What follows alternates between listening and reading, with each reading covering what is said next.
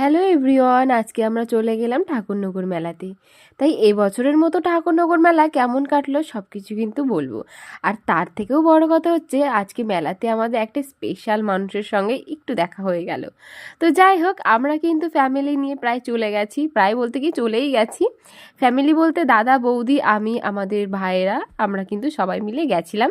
তো ওয়েদারটা ছিল খুবই ঠান্ডা, বৃষ্টি হচ্ছিল। তো তার মধ্যে কিন্তু মেলাতে গিয়ে আমাদের স্পেশাল মানুষের সঙ্গে দেখা হয়ে গেছে বলতে এই যে ইউটিউবার, এই দিদিগুলোকে হয়তো অনেকে চেনো, আমিও তো খুব ভালোভাবেই চিনি, এদের ব্লগ ভিডিও কিন্তু আমিও দেখি।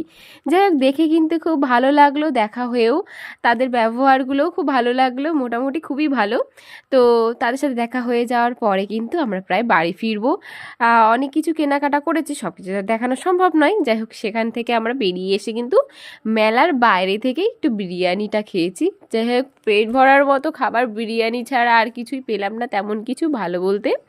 তো আজকের মতো আমার ঠাকুরনগরের মেলাতে ঘোরা কমপ্লিট।